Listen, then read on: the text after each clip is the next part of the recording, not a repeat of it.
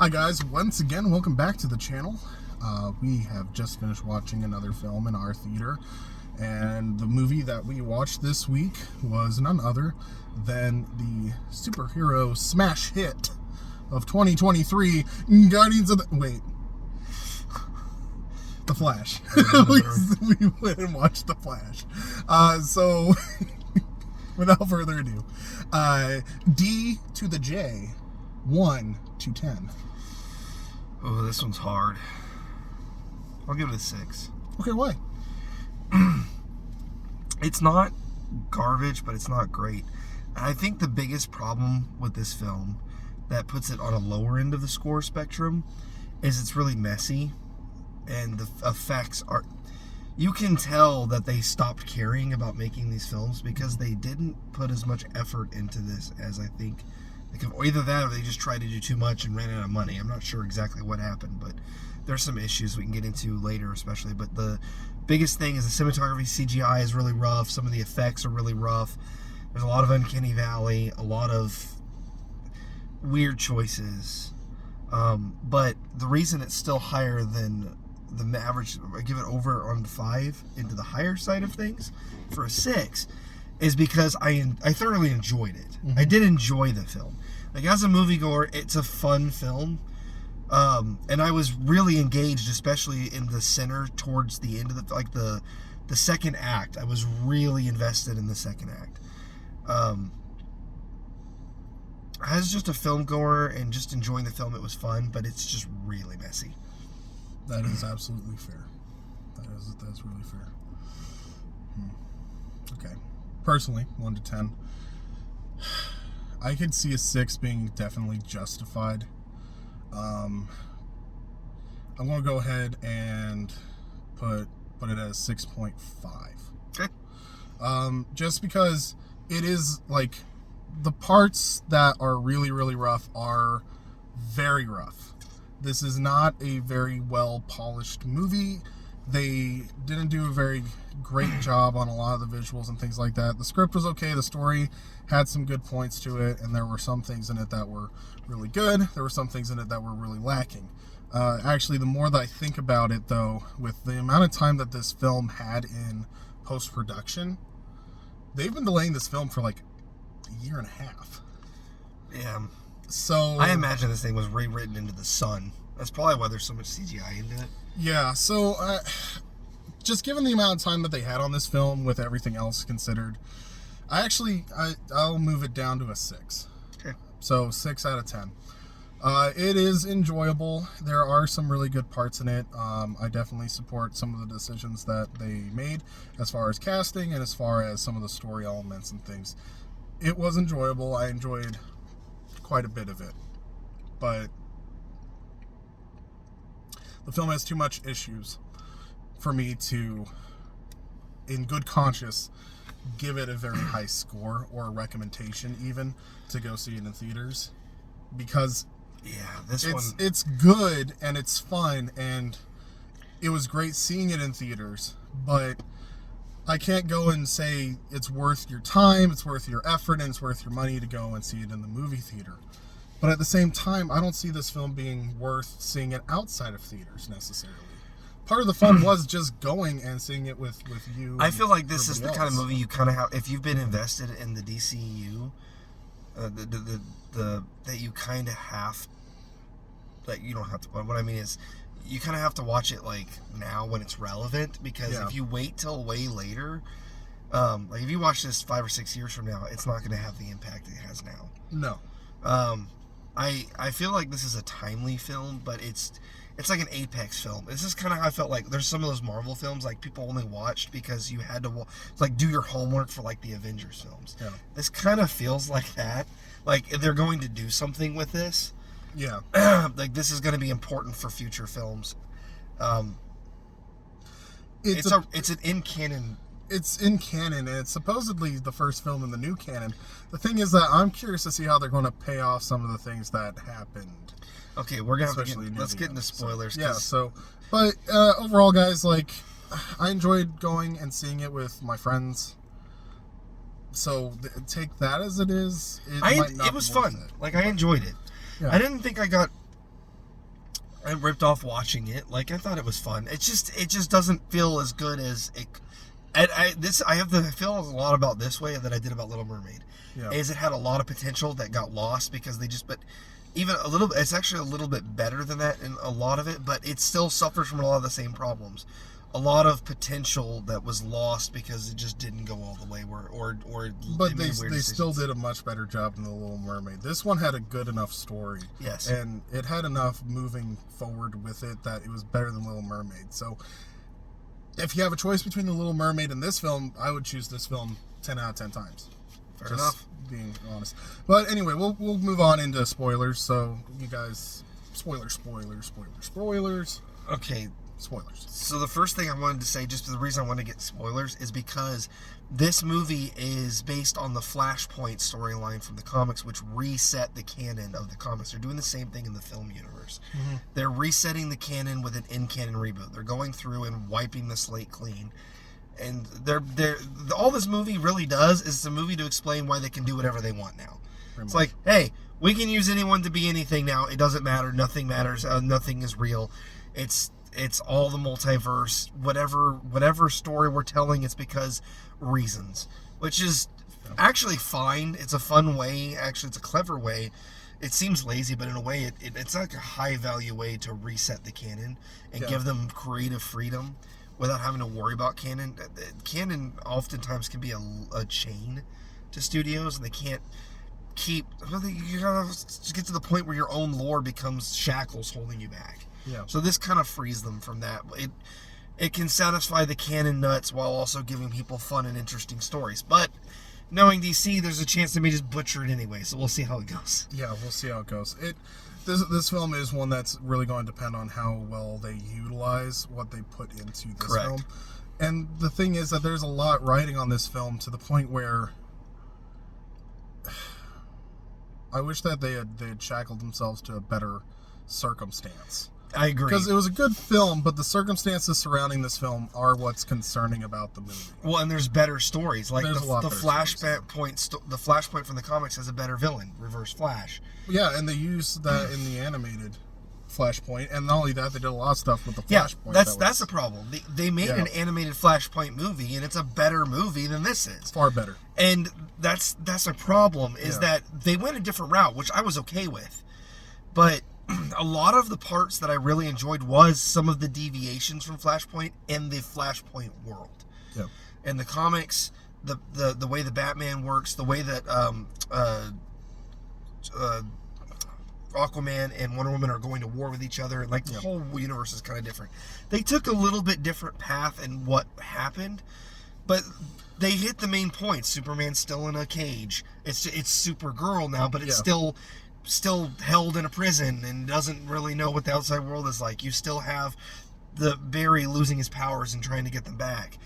But the world-ending event isn't a war between the Atlanteans and the Athenians. No, it's Zod, which makes sense for the film universe. But that one was really, I don't know. There's a lot of changes they made that are fine. My biggest issue with this film is the beginning and the end. The first, up until he starts traveling through time, the first part of the film feels so rough. The acting is rough. We talked about this a little bit. The acting is very rough. I think the only actor that I really enjoyed in the first part was his dad. Yeah. His dad, they picked a very good actor for his dad. I was very surprised with the choice they made, but he really pulled it off, and he does a really good job playing this goofy, funny. Well, his mom did really. His mom was good too. The parents are good. They have a good dynamic. They actually had, for what little time they had together, they had good chemistry. Yeah, they're believable. They made Iris kind of a jerk at first, which I was upset about until she was like, "Okay, I messed up. I'm so sorry." And I was like, "Okay, that's fine." Yeah, I was like. So that was okay. I don't know. The main character, Barry, was... what's his name? Ezra Miller. Ezra Miller. His acting was, like, really stiff in the beginning until he travels through time. Then it's excellent for, like, the rest of the film. Mm-hmm. And I'm like, I feel like he spent all his time working on the two-character thing, that he didn't spend enough time on the beginning of the film. Yeah. No, and that's the thing, too, is, like, Barry is a good and charismatic character and stuff. I don't really care for the way that Zack Snyder chose to put Barry in the universe, and they made him like this beyond awkward, very weird teenage kid who's like stuck in a man's body kind of thing. Yeah. And so it doesn't really work. Like, I like Barry's he gets better when he gets serious. Like, when, yeah, well, no, he's very good when he's serious. Yes. When he is playing the older Barry compared to the younger Barry, he is almost an entirely different character than the one that you see even at the beginning of the film. And my actually problem is that the young Barry, he did a really good job with the young and old Barry later. Yeah. I feel like the beginning of the film is the young. He's like embodying the young Barry in himself. Yeah. It's like he forgot which one he was playing, because Yeah. the beginning of the film he feels like he's the young Barry, and then for the rest of the film they feel like two distinct characters: serious older Barry, goofy younger Barry, and they work really well. The dynamic between himself is actually well done. The beginning of the film just doesn't resolve it well. Yeah. So overall, the story I thought was really, really good. Like, I actually really liked the ending. I like how they wrote in like the final kind of confrontation that was going on. I enjoyed all of those parts. I did that. The part that roughed me a little bit was it came a little too easy, because as soon as he started, our companion here was like the same thing. Like, as soon as he started getting the thing stabbed in him, you immediately know he's the villain. Mm-hmm. Like, it's like it came a little too easy. That's kind of what ruined it for me. Is like I saw it coming a little too soon. But maybe at that point it was fine. I don't know. I just felt like the foreshadowing got ripped too fast. And well, it moved fast enough though that, if I'm being honest, like I wasn't necessarily paying attention and being like, oh yeah, like he could probably be the villain and stuff like that, until I saw it again. When I saw the villain appear again, I was like, oh, okay. I paid really close attention when he first appeared. I didn't. He had the flash. Oh, he had the flash thing glowing, and he had the, and when as soon as he got like the bat suit thing, I didn't quite put it together yet. It's when he got stabbed. I was like, holy crap, he's the monster thing. Like it most people probably didn't. It just, for me, that kind of I was like, dang it.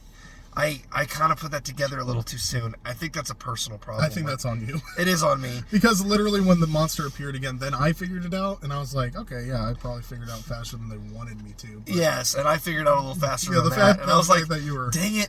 I was like, oh, it would have been so much cooler if it had been revealed later, and I kind of picked it up. But yeah, I figured it out. Yeah. Because I was like, I figured as soon as he got knocked out, I was like, that is one of two people. That's either a future version of him, or it's Savitar, or Reverse Flash. Savitar is Barry Allen. Savitar is he's an alternate version. But I figured it was one of those villains. But it ended up being himself from the future, which is what I kind of figured. But I wasn't sure. I thought it was going to be him, not the younger him. Well, it's him residing in the Speed Force. So yeah, that's one thing. But I thought it was going to be the older Barry was going to be the bad guy. When it turned out to be the younger one, that was cool twist. I really liked that. I just figured it out too soon. Yeah. Because I was like, oh, dang it. But it was a great reveal.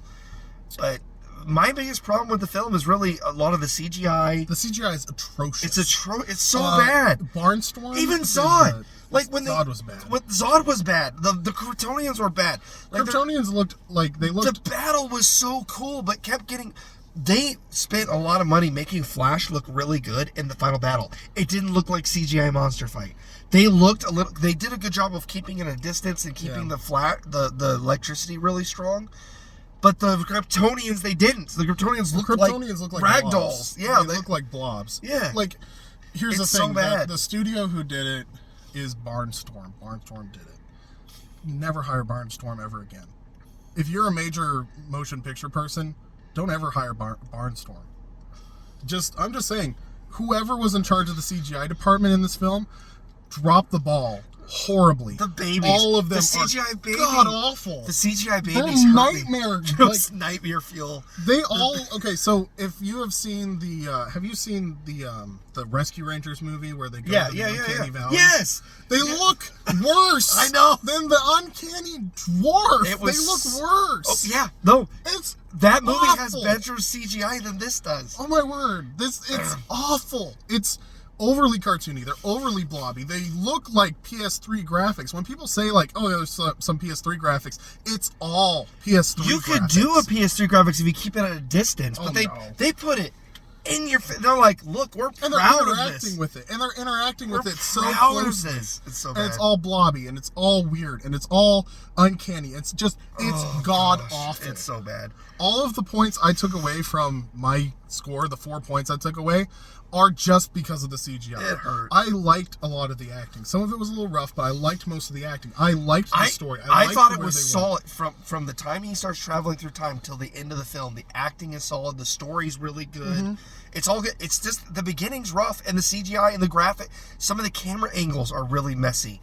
They kept doing this weird camera shots at a couple angles that were dizzying a little bit.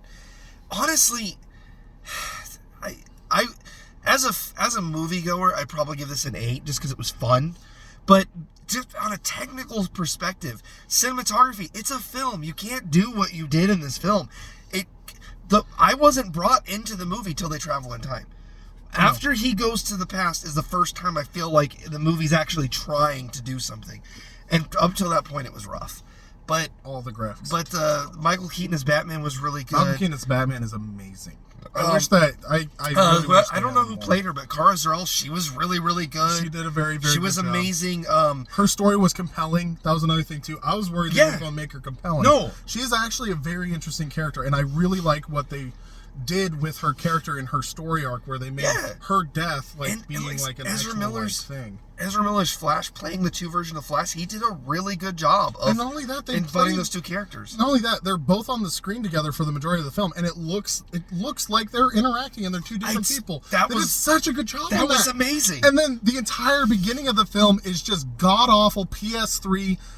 Uncanny Valley blob monster baby. I'd have given this film an 8 or a 9 if that beginning, if they just started this at the part of him going back in time, if it just started there, it would probably be a fine movie. It would have been really messy at the beginning, but I don't know. There are some good parts even in the beginning. It's just but the CGI at the end is even bad. Like the CGI, any point in the film that you point to the CGI, it's awful.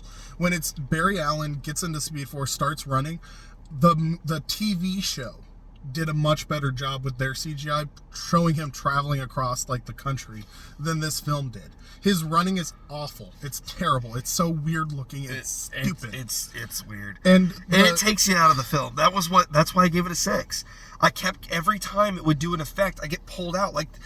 My favorite parts of this film is Barry and Barry interacting with each other. Yeah. Those moments are amazing. And then them with Batman and all the other stuff, those are great. Well, and also they did such a good job with the Batwing. The Batwing looked amazing. Anytime the Batwing was in the shot, you were like, that looks like a real thing. It almost makes me think they had a practical effect on the Batwing. One of the best scenes in the movie is when Barry and all the roommates are all just interacting with each other. Yeah, it's hilarious. It's fun. It's smart. It's really clever. Yeah. Not when the superheroing is going on. What the heck is this movie? Anytime that the characters are interacting and they have a slow moment together, it's actually really, really well done. Like Barry and when they first meet Michael Keaton's Bruce Wayne, that entire scene was awesome because they played off Bruce Wayne as this guy he's become eccentric. And it's because he doesn't know himself. He doesn't know who he is without being Batman. But he literally says, I stopped being Batman because Gotham's the safest city on Earth. So he's trying to figure out himself, and he's become this eccentric, trying to be an artist, trying to just live his life. Trying to find himself. That was a really fun, clever twist. But it's the moment that they bring him back, you realize that, this Michael Keaton is suave. He is really intelligent. He is the world's greatest detective. And he's so well-read, and he's so knowledgeable and wise that he just immediately, you get into the mode of, Bruce Wayne is the Mask. He's actually Batman, and he spent his entire life studying all these different things. And that's one of my favorite things about his character is Batman is who he is. Bruce Wayne is the Mask. Yes, exactly. They did a good job with this, other than the cinematography and the effects just get so rough so often. Yeah. The story is honestly pretty solid throughout, other than some of the beginning choices. It's a decent adaptation of Flashpoint. If it just was better, I don't know. The Flashpoint animated film is a better film. Yeah, I almost wish that they didn't make this Flashpoint. I wish they had just made it a thing where he runs into the multiverse, and they had taken less from Flashpoint. Because honestly, I kind of wish they had just made a Flashpoint film and then this film as a different film instead of like combining them. But I get why they did it. Yeah. They did a pretty good job adapting a story without making it. They basically did Flashpoint and Crisis of Infinite Earths. Yeah. But the Crisis of Infinite Earths was like a throw-in. But it was some of the best scenes was like when the other worlds were colliding. Again, CGI. They couldn't bother to put real characters. They got real actors in the Flash TV show from all across the multiverse. When they did in the Flash show, when they do the Crisis on Infinite Earths arc, they get the original actors from Birds of Prey, from Smallville, from Lewis and Clark, and many other of them to cameo in the show, and it looks amazing. And this one is just CGI effect. It's like they ran out of money at some point, or they just couldn't get people into it. Well, and the other thing too is it's just so disappointing that literally, like, I saw probably the first 3-4 seasons of the Flash TV show. Their graphics and CGI fights are actually better than this movie. Yes, that's the disappointing part. Like, the CGI in the Flash is notably bad. It's better than they did in the film. In the film, they had years and millions of dollars. Yes. More than the TV show, and they still managed to drop the ball. The reason I know it is Barnstorm is because I looked for who did the graphics. So that I could tell you, Barnstorm is garbage. Don't ever hire them. And if we ever make a film, I'm avoiding that studio. And I guarantee you, I could get them cheap after the garbage they threw on screen. Oh, gosh. This is awful. All right, John, wrap us up. It's awful. The worst. I can rant for hours on how awful it is. It is so bad. That's the worst part of this film. Anyway. It's pretty much... If it wasn't for the CGI, I'd say it's worth a watch in theaters. But I think part of the problem is maybe it will look better on TV because in theaters, it's so in your face and so big, it's so glaring, it's bad. All right, I don't know how. I don't. We can't keep going. Anyway, thank you guys so much for watching this film, for watching this review. We really do enjoy going to the movie theater and watching these films so that we can give you guys these honest takes. We are private citizens. We aren't professionals. We aren't getting paid for this. We literally go to these films because we just love movies. And the opinions that you get from us are honest audience opinions. We are not biased. We don't care if we're going to get quoted. We don't look for a money-grabbing opportunity.